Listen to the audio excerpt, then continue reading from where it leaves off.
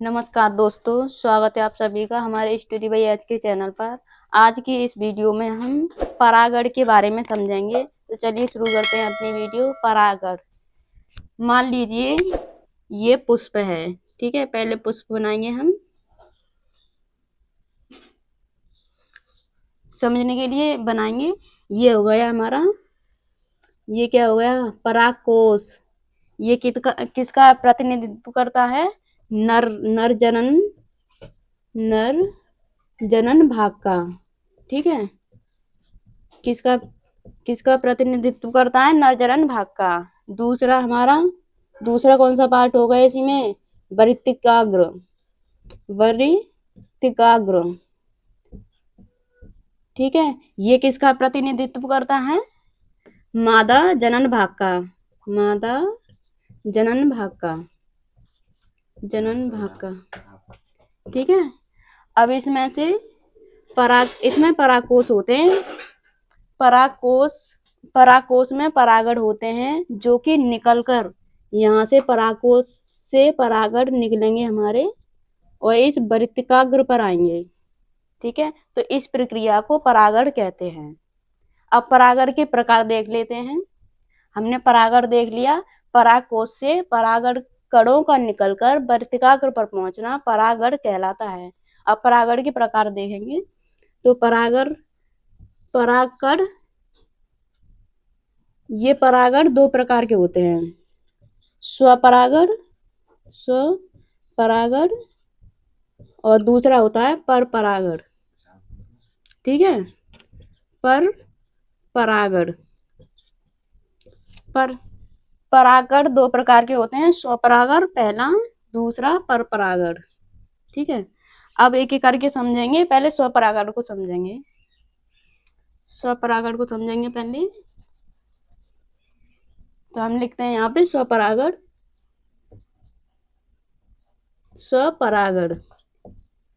चलिए इसे समझेंगे। इसके लिए एक ही पुष्प में होने वाली सभी घटनाएं स्वपरागण कहलाती हैं। जैसे देखते हैं, इसमें माध्यम की आवश्यकता नहीं होती। इसमें एक ही फूल होता है और माध्यम की आवश्यकता नहीं होती। और वो फूल कैसा होता है? उभयलिंगी, जिसमें नर और मादा भाग दोनों होते हैं, ठीक है। ये हमारा पुष्प का भाग बन गया। ये बना देंगे हम अपनी मादा भाग। ये वृत्तिकाग्र हो गई, ये परागकोश हो गए, ठीक है। जो कि नर जनन भाग है, ये मादा जनन भाग है। अब इसमें से परागकण निकलकर वृत्तिकाग्र पर पहुंचते हैं। इसी पुष्प के परागकण परागकोशों से निकलकर उसी पुष्प के वृत्तिकाग्र पर आना स्वपरागण कहलाता है। ये हुआ हमारा स्वपरागण। समझ में आया? स्वपरागण क्या होता है? एक पुष्प होता है उसमें, और ये उभयलिंगी होता है। उभयलिंगी किसे कहते हैं? जिसमें एक पुष्प में नर और मादा दोनों भाग होते हैं। परागकोश से परागण निकलते हैं, उसी वर्तिका पर पहुंचकर परागण करते हैं। इसे स्वपरागण कहते हैं। अब दूसरा हमारा परपरागण। अब परपरागण को जानेंगे। परपरागण,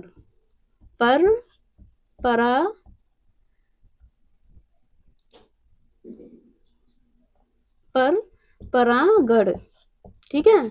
अब इसे समझेंगे। दूसरा प्रकार हो गया हमारा परपरागण। अब इसे समझेंगे।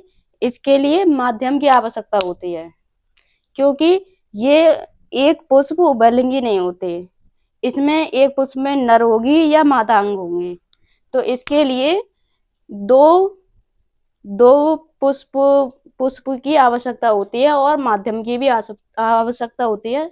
दो पुष्प की आवश्यकता होती है और माध्यम की आवश्यकता होती है। तो आइए समझते हैं परपरागण हमारा होता कैसे है। तो ये हो गया परपरागण। इसमें ये मान लो एक पौधा है, ठीक है। अब इसी जाति का ये हमारा दूसरा पौधा है, ठीक है। इसमें दो पौधे हो गए ना। ये अलग अलग जाति के नहीं है, एक ही जाति के हैं। अब इसमें मान लो हमारे नर भाग है यानी परागकोश है, और दूसरे में मान लो हमारी वर्तिकाग्र है। वर्तिकाग्र हम बनाएंगे, ऐसे बना के समझ लेते हैं। ठीक है, ये हो गई हमारी वर्तिकाग्र। अब इससे पहले जो जाति का पौधा था उससे परागकण निकलेंगे किसी की सहायता से, या मान लीजिए हवा के द्वारा, या जल के द्वारा, या फिर कीटों के द्वारा। इससे परागकण निकलेंगे हमारे। ठीक है, अब डॉट डॉट ये हम परागकण निकालते हैं जो कि हमारे दूसरे उसी जाति के दूसरे पुष्प पर वर्तिकाग्र पर पहुंचेंगे। परागकोश से परागकण निकलेंगे, उसी जाति के दूसरे पुष्प की वर्तिकाग्र पर पहुंचेंगे। ये हमारे पहुंच गए। इसे क्या कहेंगे? पर परागण। ठीक है, ये हो गया हमारा पर परागण। एक ही जाति के दो पौधों के बीच एक पौधे से परागकोश से परागकण निकलकर दूसरे उसी जाति के पुष्प की वर्तिकाग्र पर परागकणों का स्थानांतरण पर परागण कहलाता है। अब तीसरा पॉइंट हमारा, तीसरा प्रकार है सजातीय परागण।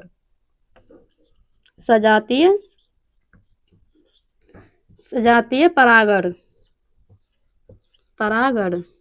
अब ये क्या होता है, तो चलिए इसे भी समझते हैं आसान वे में।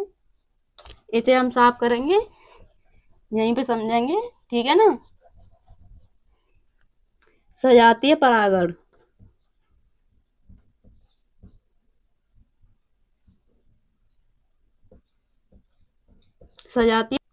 सजातीय परागण के बारे में समझेंगे तो समझते हैं।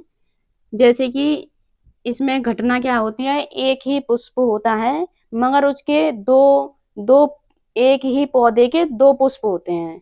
स्वपरागण में क्या था, एक ही पुष्प था और एक ही पौधा था। और इसमें क्या होगा, एक पौधा होगा और उसके दो पुष्प होंगे। जैसे कि मान लो यहाँ पे एक पुष्प लगा है, ये मान लो पुष्प लगा है यहाँ पे। ठीक है, अब दूसरा पुष्प मान लो यहाँ लगा है। ठीक है, ये हमारा पुष्प हो गया। एक ही पौधे के दो पुष्प होते हैं सजातीय परागण में। इससे इससे मान लो ये है हमारी परागकोश। ठीक है, इसमें मान लो वर्तिकाग्र, ये हो गई हमारी वर्तिकाग्र, ये हो गया परागकोश। ये हो गई वर्तिकाग्र।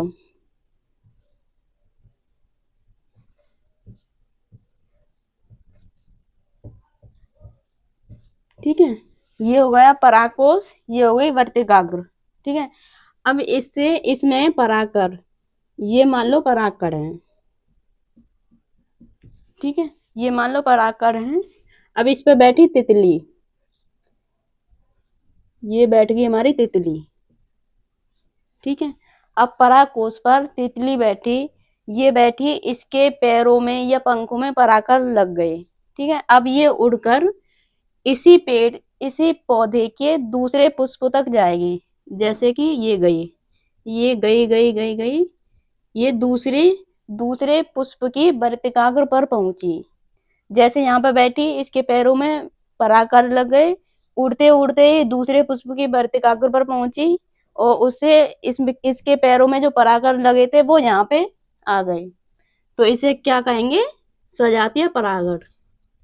ठीक है ना, सजातीय परागण हो गया, और स्वपरागण हो गया, और परपरागण हो गया। हमने इस वीडियो में 3 परागण पूरे पढ़ लिए हैं। तो हमने आज के इस वीडियो में परागण के बारे में समझा। परागण एक पुष्प के परागकोश से परागकण निकलकर वर्तिकाग्र पर पहुंचना, ये परागण होता है। ठीक है, अब परागण के प्रकार ये 3 प्रकार के होते हैं। स्वपरागण, इसमें एक ही पुष्प होता है और माध्यम की आवश्यकता नहीं होती। परागकोश से परागकण निकलकर उसी पुष्प की वर्तिकाग्र पर पहुंचना स्वपरागण होता है। ठीक है, अब दूसरा परपरागण। परपरागण में होता क्या है, एक ही जाति के 2 पौधे होते हैं, उस पे अलग-अलग पुष्प होते हैं और पहली जाति के पौधे से परागकोश से परागण निकलकर दूसरी जाति के वर्तिकाग्र पर पहुंचकर परागण करते हैं। इसे परपरागण कहलाता है। यह क्रिया परपरागण कहलाती है। और तीसरा सजातीय परागण। इसमें एक ही पुष्प, एक ही पौधा होता है और ये मान लो एक ही पौधा है, इसमें पहला पुष्प है, ये दूसरा पुष्प है। इसके परागकोश इसी पौधे की दूसरी वर्तिका पर जाएंगे तो इसे कहेंगे सजातीय परागण। ठीक है, थैंक यू।